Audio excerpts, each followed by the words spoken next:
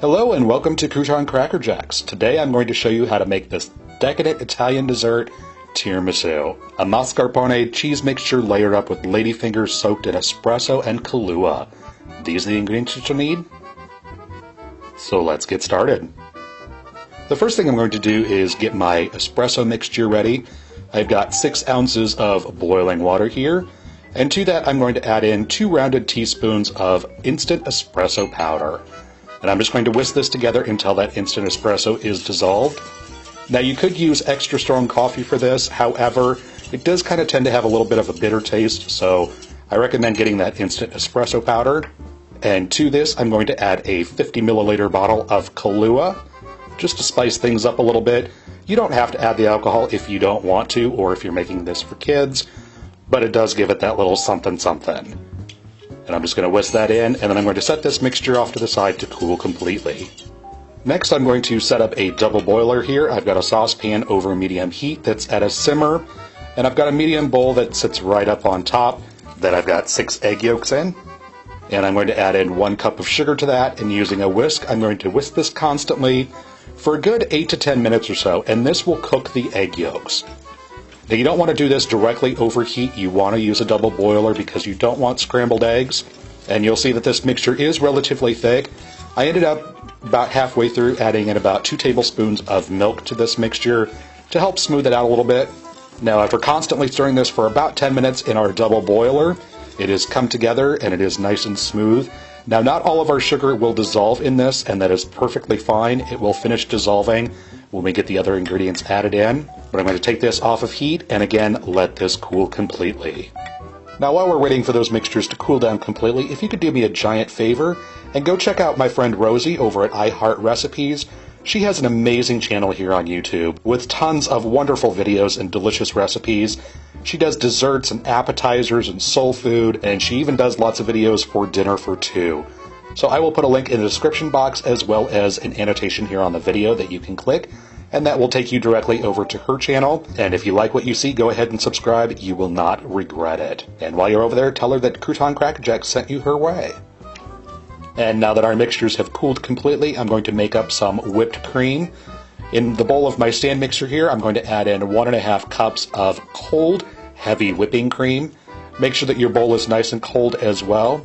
I'm going to put on the whisk attachment for my mixer, or you could use a hand mixer for this as well. It works just as fine. And before this gets going too far, I want to add in a splash of vanilla, about a teaspoon or so. And you want to keep whisking this until it comes together and you get a nice stiff whipped cream. Now you don't want to take your whipped cream too far because you'll end up with butter. And that's not what we're looking for. We just want a nice stiff whipped cream. Go ahead and take your whisk attachment off of your mixer and get all that deliciousness into the bowl. And you can see here just how stiff that whipped cream is. That's the exact consistency that we're looking for. Now I've put my egg yolk and sugar mixture into a larger bowl here. And I'm going to add in 1 cup, which is 8 ounces of room temperature mascarpone cheese. Now some places will tell you that it's okay to use cream cheese or ricotta for this. Please don't. Cream cheese is a little bit too sour for this kind of dessert, and ricotta is a little too gritty and grainy. You definitely want to spend the extra money and get some good quality mascarpone cheese. Now most larger grocery stores that have a wide selection of international cheeses will carry mascarpone cheese. It usually comes in 8-ounce tubs, and it is a little pricey, but definitely do spend the extra money for it.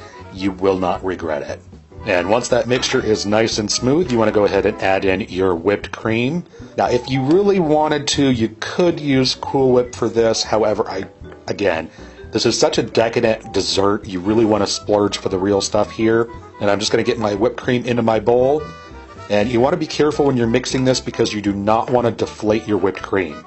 So I'm just going to fold this in. And to fold this mixture in, you want to use a spatula and just go right through the center and then kind of scoop outwards towards the side of the bowl. And slowly but surely this will come together. I know it doesn't look like it's going to come together. Trust me, it will.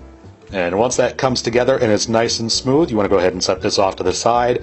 And we are ready to assemble our tiramisu. Now, to assemble this, I'm going to be using these ladyfinger cookies.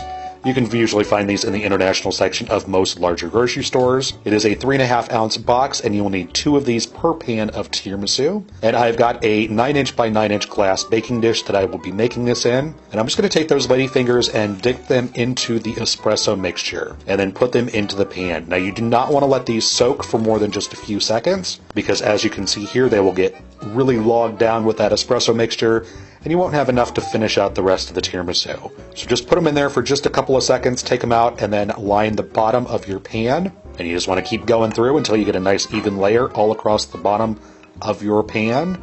Next, I'm going to take half of my mascarpone and egg yolk and sugar and whipped cream mixture, and I'm going to place a layer of that right on top of our ladyfingers. Now, you don't have to measure this out and, be scientific and exact, just roughly half.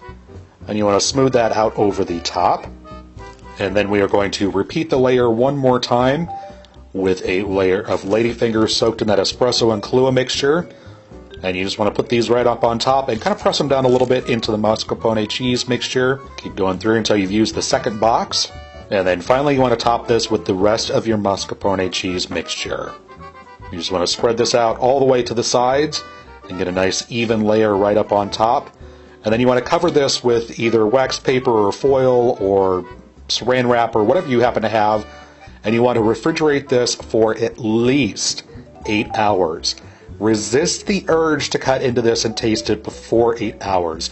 This is one of those desserts that really, it gets better as it sits. And about 2 days after you make it is really when it is at its best. So if you want to make this for a special occasion, make it 2 days in advance, and it is absolutely amazing. And then when you're ready to serve it up, go ahead and cut yourself a slice, put it onto a plate, and then take some unsweetened cocoa powder and just put a spoonful or so into a little tiny colander or sieve or whatever you want to call it. And then you can just dust a little bit of that unsweetened cocoa powder right on top. And this puts it over the edge. This is so delicious, so amazing. You will not regret making this at all. And there you go, how to make tiramisu at home. Hope you guys enjoy, and thanks so much for watching.